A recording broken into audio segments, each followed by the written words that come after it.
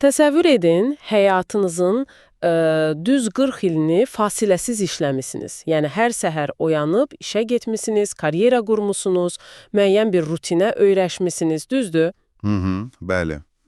Adi həyat ritmi. Tam olaraq. Və nəhayət, həmin o böyük an yaxınlaşır dincəlməyə, yəni pensiyaya çıxmağa hazırlaşırsınız. Bir gün səhər qəhvənizi içərkən telefonunuza bir bildiriş gəlir, yaxud hansısa xəbər lentində qarşınıza bir elan çıxır. Və təbii ki, ürək döyüntüsü dərhal sürətlənir. Hə, amma orada, bilirsiniz, nəhəng bir məqalə və ya mürəkkəb qanun dəyişikliyi yazılmayıb. Bugünkü dərin təhlilimizdə araşdıracağımız mənbə sadəcə 4 sözdən ibarətdir. Cəmi 4 söz. 4 söz, bəli. Pensiya yaşına gələnlərin diqqətinə və salam, yəni başqa heç nə yoxdur. Və siz həmin an qəhvə fincanını kənara qoyursunuz və daxilinizdə qəribə bir narahatlıq yaranır. Həm panika, həm də çox böyük bir maraq. Belədir. Bax, biz adətən bu proqramda onlarla səhifəli qanun layihələrini, yaxud uzun elmi araşdırmaları təhlil edirik. Amma bu dəfəki fərqlidir. Yaxşı, gəlin bunu detallarına qədər araşdıraq. Necə olur ki, cəmi 4 söz insanı bu qədər sürətlə hərəkətə keçirə bilir? Deməli, o 4 söz əslində təsadüfi seçilmiş hərflər yığını deyil. Bu, insan diqqətinin necə işlədiyini, yəni beynimizin təhlükə siqnallarına necə reaksiya verdiyini çox dəqiq bilən bir informasiya mühəndisliyinin məhsuludur. Yəni, arxasında xüsusi bir məqsəd dayanır? Tamamilə. Biz hər gün minlərlə məlumat parçasının hücumuna məruz qalırıq, düzdür.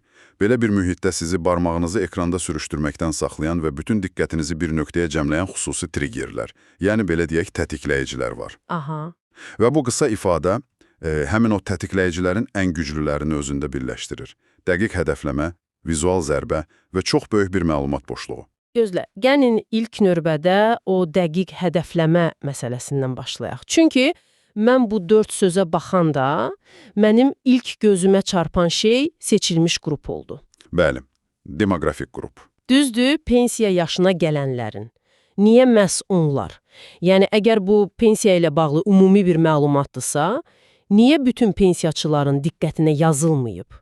Və ya niyə gələcəkdə pensiyaya çıxacaq gənclərə müraciət edilmir? Burada sanki çox spesifik, çox dar bir pəncərədə olan insanlar hədəfə alınır. Sən tam olaraq ən həssas nöqtəyə toxundun. Onlar nə tam pensiyaçıdırlar, nə də gənc işçilər. Arada qalıblar. Məhz. Sosiologiya və psixologiyada bu çox xüsusi vəziyyətə liminal məkan, yəni keçid astanası deyilir. Bu söz latınca limen sözündən gəlir, mənası ilə qapı astanası deməkdir. Liminal məkan, maraqlı termindir. Bəli. Təsəvvür edin ki, siz artıq otağın birindən çıxmısınız, amma hələ digər otağa tam daxil olmamısınız.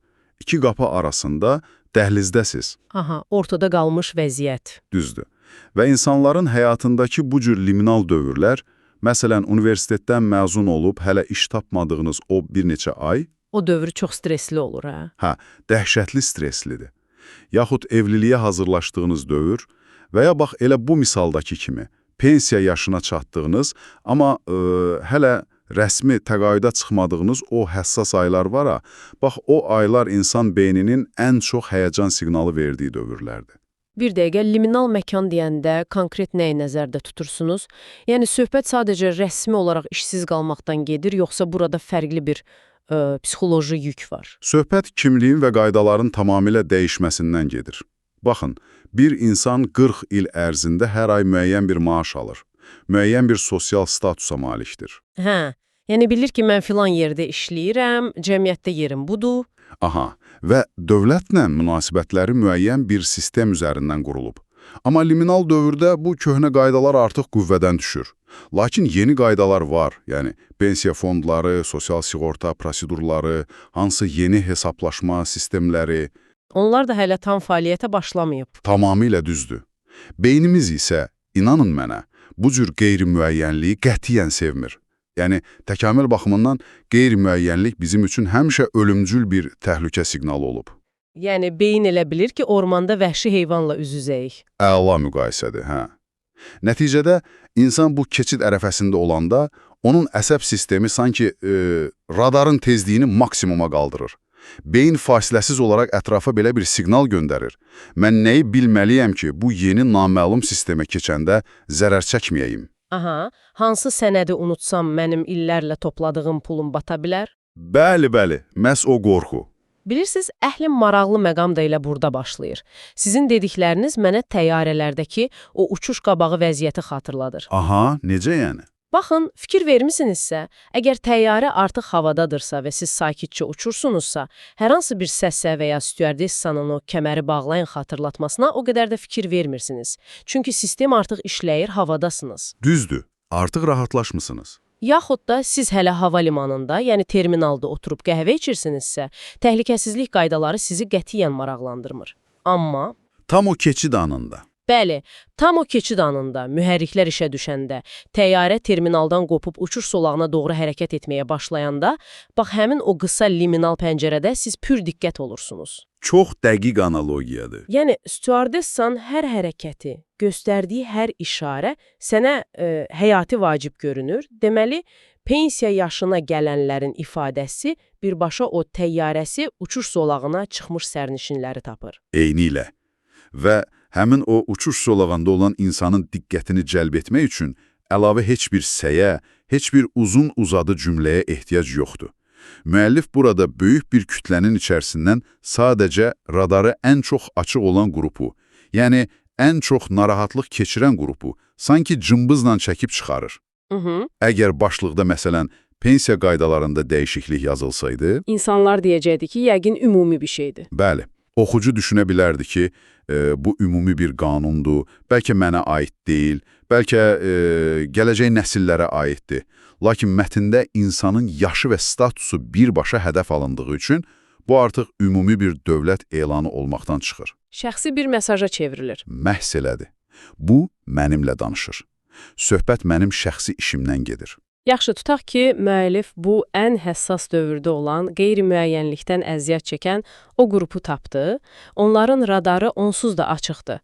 Bəs o zaman, yəni, bütün bunlar nə anlama gəlir?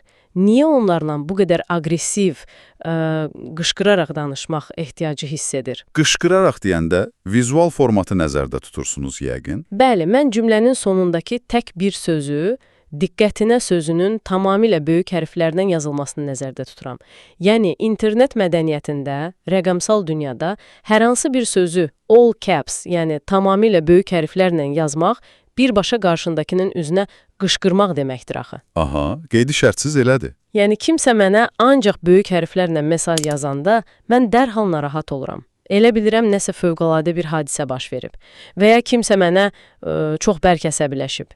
Niyə bunu normal, sakit bir formatda, məsələn, pensiya yaşına gələnlərin diqqətinə kimi yox, məhz belə bir vizual partlayış kimi verirlər? Çünki bu ortaya çox vacib bir məqamı çıxarır. Ekrandakı oxuma vərdişlərimiz kitab oxuma vərdişlərimizdən tamamilə fərqlənir. Necə yəni? Oxumaq oxumaqdır da. Əslində yox. Siz hər hansı bir xəbər saytına və ya sosial şəbəkə lentinə daxil olanda, oradakı mətnləri sözbəsöz, sətir-bəsətir oxumursunuz. Bizim gözlərimiz ekranı F hərfinə bənzər bir trayektoriya ilə tarayır. Aha, F hərfi kimi. Bəli. Yəni əvvəlcə yuxarıdan sağa doğru bir sətr oxuyursunuz, sonra biraz aşağı düşürsünüz, yenə sağa doğru daha qısa bir sətr oxuyursunuz, sonra isə sadəcə sol kənar boyu sürətlə aşağı doğru sürüşürsünüz. Vay, doğrudan da belə edirik. Mən heç fərqində deyildim. Hamımız belə edirik. Gözlərimiz o qədər sürətlə hərəkət edir ki, biz bunu şuurlu şəkildə fərq etmirik belə. Və gözlərimizin bu cür sürətli sıçrayışlarına elmdə saqqada deyilir. Saqqada. Aha, saqqades. Belə bir sürətli axının içində normal standart şriftdə yazılmış bir söz çox asanlıqla gözdən qaça bilər. Gözlə. Bu o deməkdir ki, böyük hərflər mənim gözümün o sürətli saqqada sıçrayışlarını fiziki olaraq dayandırır. Tam olaraq. Yəni bu sadəcə emosional bir qışqırıq deyil, həm də mətndəki bioloji bir maneədir. Məhz elədir. Baxın, tipografiya elmində çox maraqlı bir fakt var. Biz böyüklər mətnləri oxuyarkən hərfləri tək-tək tanımırıq. Hərfləri hecalamırıq da, yəni. Bəli, biz sözlərin xarici konturlarına, yəni onların formasına və siluetinə öyrəşmişik. Məsələn, diqqətinə sözünü kiçik hərflərlə yazanda bəzi hərflərin uzantıları yuxarı çıxır, məsələn D və T kimi, bəziləri aşağı düşür, Q kimi. Aha, sözün forması belə ziqzaqlı olur. Düzdür. Bu da sözə özünə məxsus dalğalı bir siluet verir və beynimiz bu silueti vizual yaddaşından dərhal tanıyır.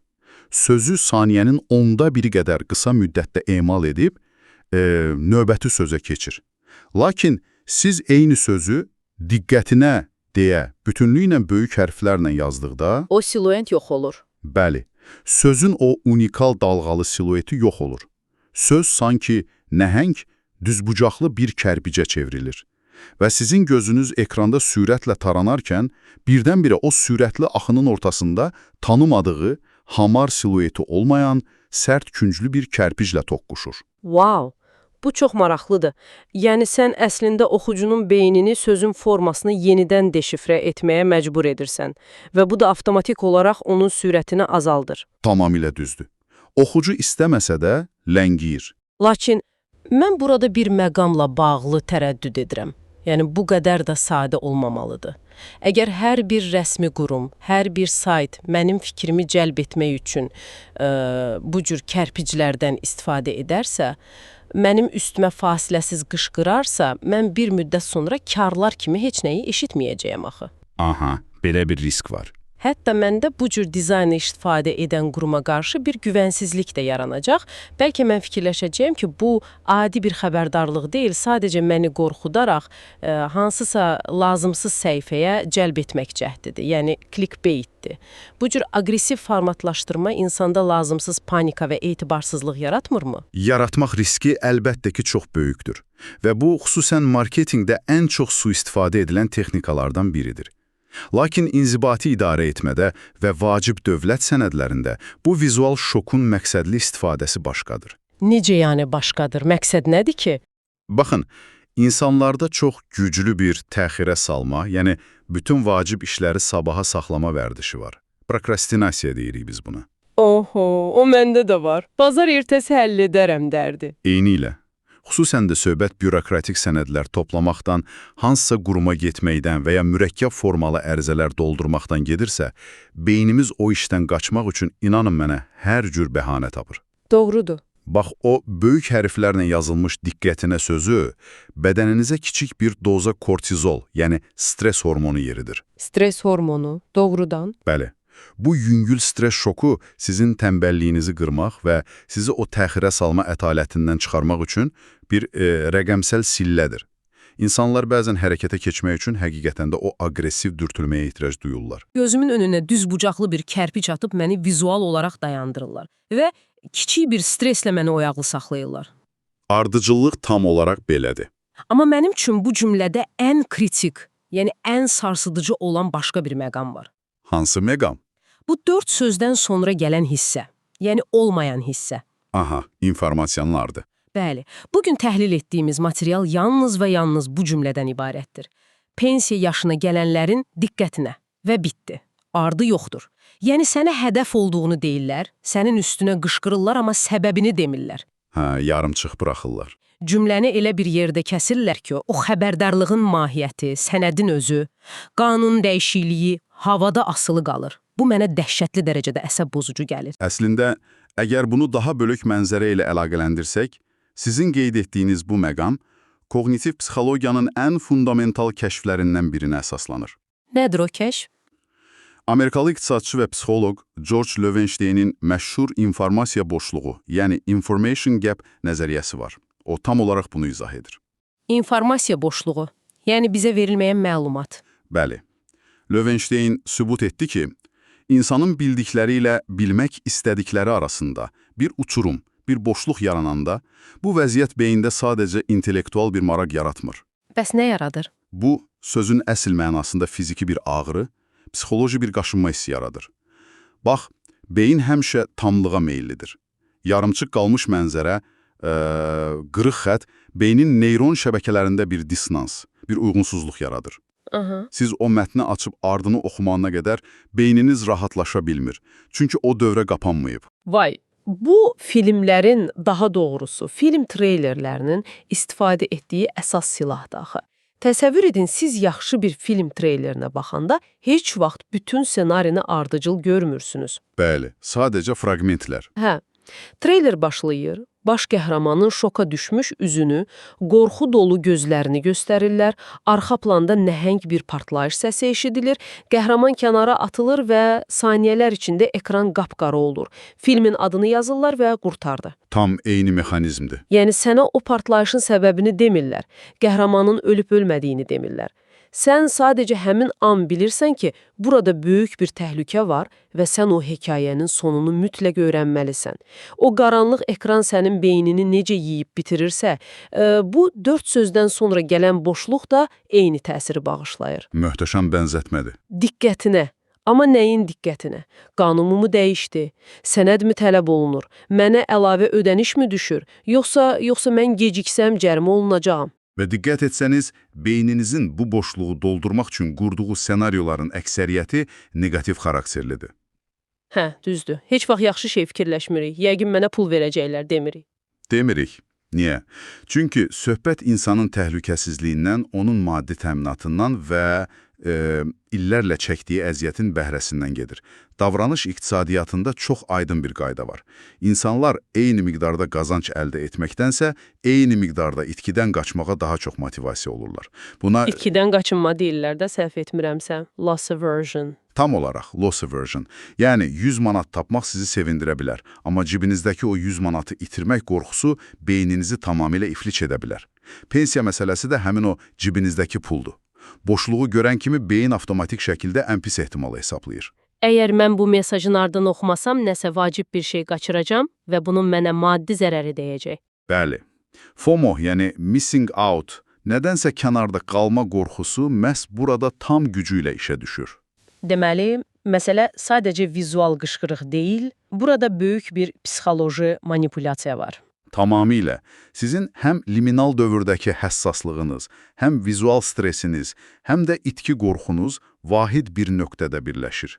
Belə bir psixoloji kokteylə qarşı rasionallığını qoruyub saxlamaq, o linkə klikləməmək və ya narahat olmamaq demək olar ki, qeyri-mümkündür.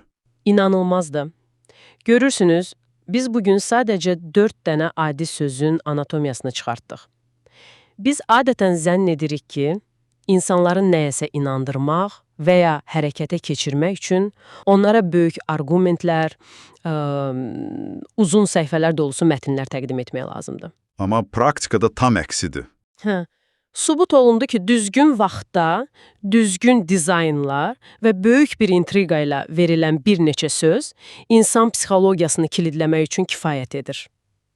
Biz bu kiçik mətndə insanın həyatındakı keçid dövrlərinin, yəni o liminal məkanın bizi necə zəif və məlumata ac vəziyyətə saldığını gördük. Aha, və formanın necə məzmuna üstün gəldiyini gördük. Tam olaraq, ekrandakı hərflərin formasının dəyişməsinin, yəni böyük hərflərin mətnin məzmunundan daha çox bizim oxuma sürətimizə və fiziki reaksiyamıza necə təsir etdiyini, bizə o vizual sillənin necə vurduğunu öyrəndik. Və ən əsası, mənə görə ən maraqlısı, bizə verilməyən məlumatın, yəni o informasiya boşluğunun bizi necə əsir aldığını başa düşdük. Bəli, yəni bu 4 söz əslində müasir informasiya dövründə kommunikasiyanın mikroskopik bir modelidir. Bizi əhatə edən bütün rəqəmsal mühit bu cür psixoloji tetikləyicilərlə doludur. Ona görə də, bax bu cür mətnlərin arxasındakı mexanizmi dərk etmək sadəcə maraqlı bir analiz deyil. Həm də bir zərurətdir yəqin ki. Bəli, bu eyni zamanda bizim şəxsi informasiya gigiyenamız üçün əvəz olunmaz bir bazarıqdır. Biz beynimizin necə manipulyasiya edilə biləcəyini anladıqca, bu cür ani reaksiya tələb edən xəbərdarlıqlara qarşı daha şuurlu və daha dayanıqlı oluruq. Tam olaraq, bizi əhatə edən bu sonsuz səs-küyün içində hərdən ən böyük hekayələr, ən böyük sirlər elə ən qısa cümlələrin daxilində gizlənir. Siz isə, yəni bizi dinləyənlər, növbəti dəfə xəbər lentinizi barmağınızla belə sürət-sürət sürüşdürərkən, sizi anidən dayandıran nəhəng şriftlərlə yazılmış və diqqətinizi tələb edən o təcili bir başlıqla qarşılaşdıqda, dərhal ora klikləməzdən əvvəl bir saniyəlik dayanın. Aha, sadəcə bir saniyəlik pauza. Bəli. Dərin bir nəfəs alın və özünüzdən soruşun. Bu cümlə mənim kimliyimin, yaşımın, hansısa narahat keçid dövrümün məhz hansı düyməsinə basır? Və ən əsası, məndə yaradılan bu böyük süni təcillilik hissi, o qısa məlumat boşluğu həqiqətənmi məni hansısa təhlükədən qorumağa xidmət edir? Yoxsa bu sadəcə mənim o çox dəyərli diqqətimi və emosiyalarımı ələ keçirmək üçün qurulmuş növbəti ustaca tələdir? Düşündürücü sualdır. Bəli, bu haqda biraz düşünün. Növbəti dərin təhlilimizə qədər özünüzə və diqqətinizə yaxşı baxın.